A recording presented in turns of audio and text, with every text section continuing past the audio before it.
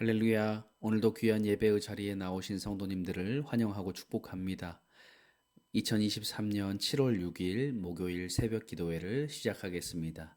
우리 다 같이 찬송가 302장 함께 찬양하시겠습니다.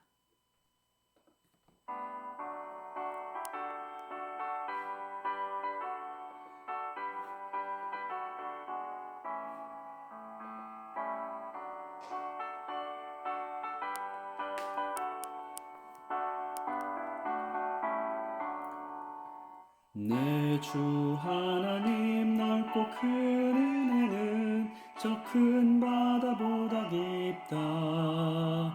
곧 밧줄을 끌려 깊은 데로 저 한가운데 가보라. 언덕을 떠나서 장파에 배 띄워 내 주 예수 은혜의 바다로 내 맘껏 쳐가라. 너 인생은 언제나 거기서 저 큰 바다 물결 보고 느민 모르는 깊은 바다 속을 한 번에 헤아려 안 보나. 언덕을 떠나서 장파에 배 띄워 내 주 예수 은혜의 바다로 내 맘껏 쳐가라. 찬송가 302장 3절 찬양합니다.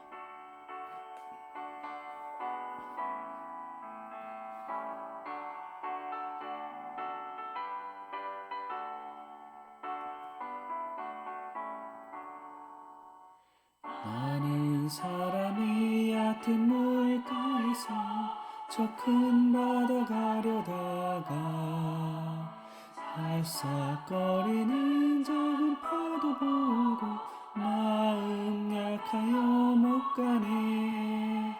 언덕을 떠나서 장파에 배 띄워 내 주 예수 은혜의 바다로 내 맘껏 쳐가라.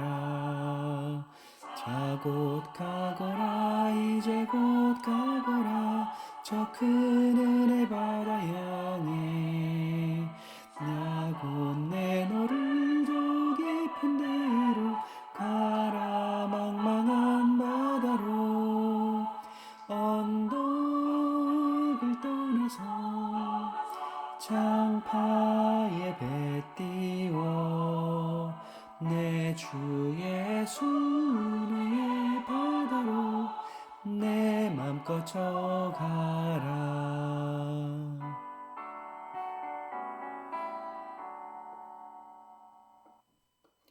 오늘 우리에게 주시는 하나님의 말씀은 예레미야 1장 1절부터 10절까지 말씀입니다. 예레미야 1장 1절부터 10절까지 말씀 제가 봉독하겠습니다. 베냐민 땅 아나돗의 제사장들 중 hil기야의 아들 예레미야의 말이라. 아몬의 아들 유다 왕 요시야가 다스린 지 13년에 여호와의 말씀이 예레미야에게 임하였고, 요시야의 아들 유다의 왕 여호야김 시대부터 요시야의 아들 유다의 왕 시드기야의 11년 말까지 곧 5월에 예루살렘이 사로잡혀 가기까지 임하니라. 여호와의 말씀이 내게 임하니라. 이르시되 내가 너를 모태에 짓기 전에 너를 알았고 내가 배에서 나오기 전에 너를 성별하였고 너를 여러 나라의 선지자로 세웠노라 하시기로. 내가 이르되 슬프도소이다 주 여호와여 보소서 나는 아이라 말할 줄을 알지 못하나이다 하니, 여호와께서 내게 이르시되 너는 아이라 말하지 말고 내가 너를 누구에게 보내든지 너는 가며 내가 내게 무엇을 명령하든지 너는 말할지니라. 너는 그들 때문에 두려워하지 말라. 내가 너와 함께하여 너를 구원하리라. 나 여호와의 말이니라 하시고 여호와께서 그의 손을 내밀어 내 입에 대시며 여호와께서 내게 이르시되 보라 내 말을 내 입에 두었노라. 보라 내가 오늘 너를 여러 나라와 여러 왕국 위에 세워 내가 그것들을 뽑고 파괴하며 파멸하고 넘어뜨리며 건설하고 심게 하였느니라 하시니라. 아멘. 오늘부터 우리는 선지자 예레미야를 통해 주신 말씀을 살펴봅니다. 예레미야는 유다의 멸망을 배경으로 하고 있기 때문에 멸망으로 향하는 유다를 향한 심판의 경고의 회개의 촉구의 내용이 대부분을 이루고 있습니다. 오늘 본문은 선지자 예레미야의 배경과 그가 선지자로 부름받는 장면을 보여주고 있습니다. 먼저 1절, 3절에서 예레미야의 배경을 말씀하고 있죠. 보통 선지서에 공통적으로 나타나는 형식으로서 일종의 표제에 해당되는 부분입니다.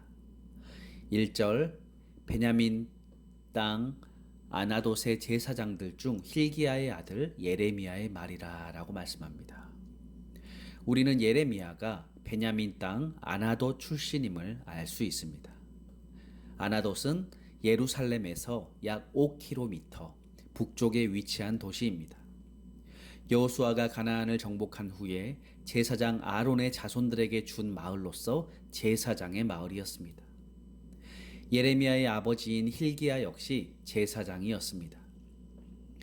요시야 왕 때에 율법책을 발견한 힐기야라는 사람이 있는데 예레미야의 아버지 힐기야와는 다른 사람입니다. 아무튼 예레미야는 제사장 집안에서 태어나서 경건한 집안 분위기 속에서 출생하고 성장했음을 알 수가 있는 것이죠. 당시의 시대적인 배경은 유다를 둘러싼 강대국들이 서로 패권을 다투는 상황이었습니다. 북쪽에서는 아수르와 바벨론이 격돌하여서 마침내 바벨론이 아수르를 정복하였습니다.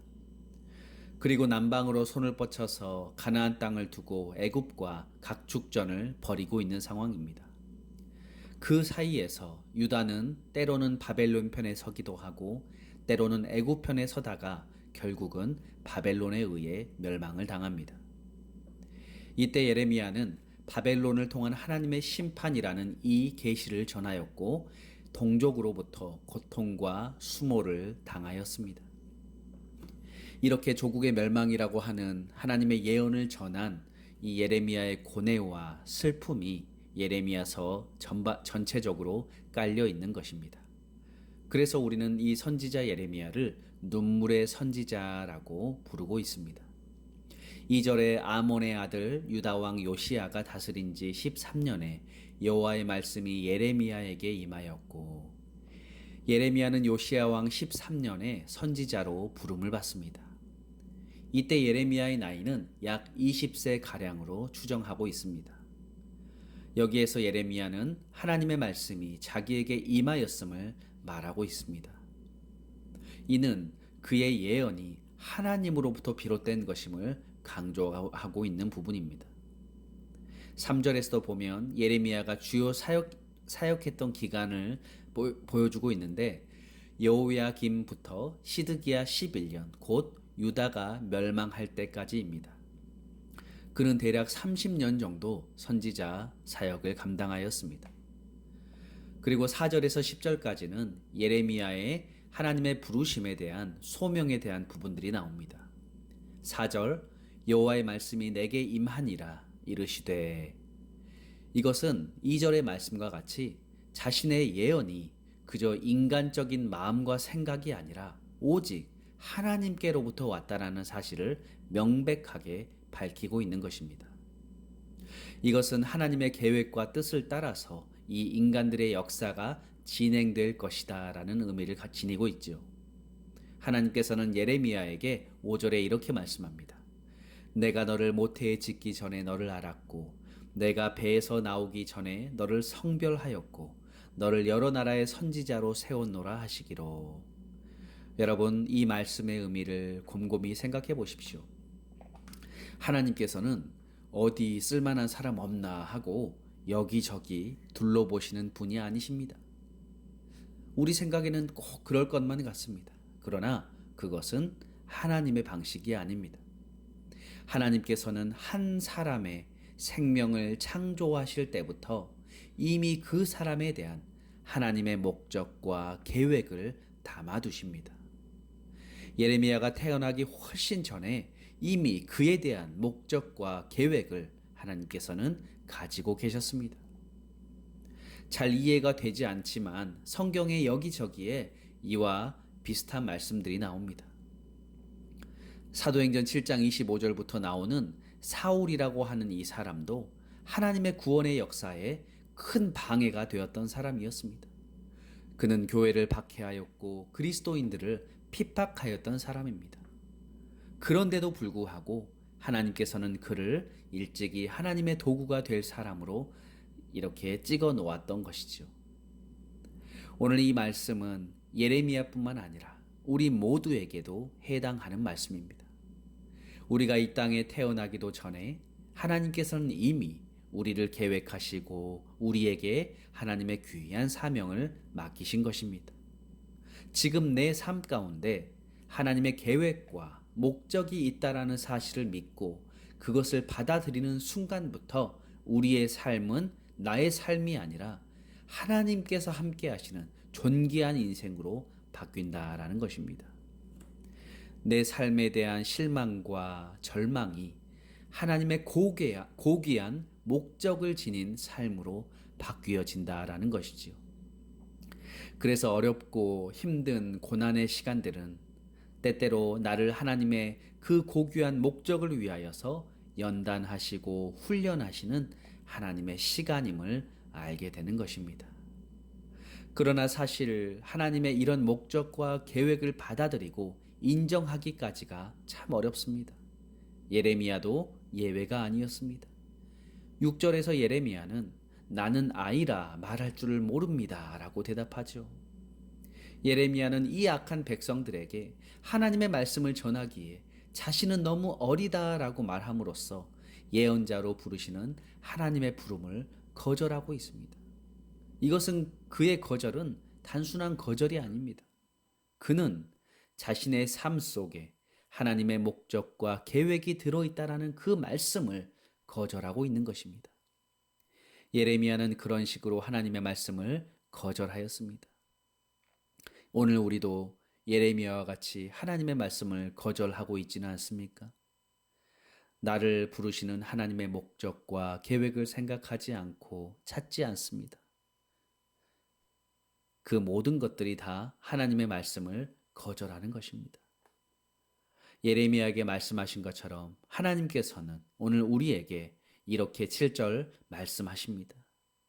여호와께서 내게 이르시되 너는 아이라 말하지 말고 내가 너를 누구에게 보내든지 너는 가며 내가 내게 무엇을 명령하든지 너는 말할지니라. 무슨 말씀입니까? 너는 변명하지 말고 너의 인생에 대한 나의 목적과 계획을 받아들이라 라는 것입니다. 여러분, 이런 말이 있죠. 최선을 다해 살아라. 그러면 나머지는 하나님께서 하실 것이다 라는 말입니다. 여러분, 우리의 삶에서 우리가 해야 하는 최선은 무엇입니까?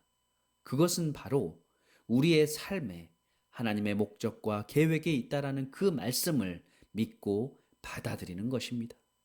이것이 우리가 해야 할 일입니다. 그러면 그 나머지의 일은 하나님께서 해 주실 줄로 믿습니다. 9절에 보면 하나님은 예레미야의 입술을 정결하게 하셨습니다. 그래서 10절 말씀처럼 그를 세워서 유다와 이방 나라를 심판하고 다시 세우시는 권세를 행하게 하셨습니다. 사랑하는 성도 여러분, 오늘 우리도 마찬가지입니다.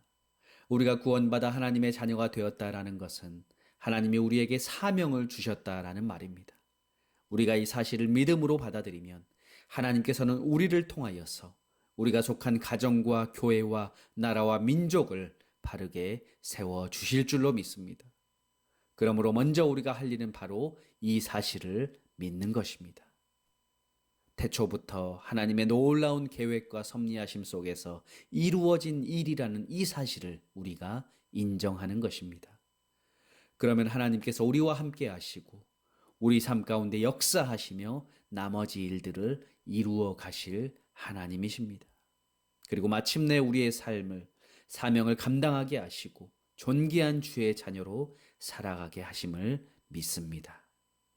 그러므로 성도 여러분, 우리를 향한 하나님의 계획과 섭리가 있음을 믿으시고 우리에게 맡겨주신 귀한 사명을 잘 감당하여서 가정과 또 우리 갈보리 교회와 내 삶의 자리를 아름답게 세워가시는 복된 삶을 살아가시는 저와 여러분들 되시기를 주님의 이름으로 부탁드립니다. 함께 기도하겠습니다. 하나님 은혜와 사랑에 감사합니다.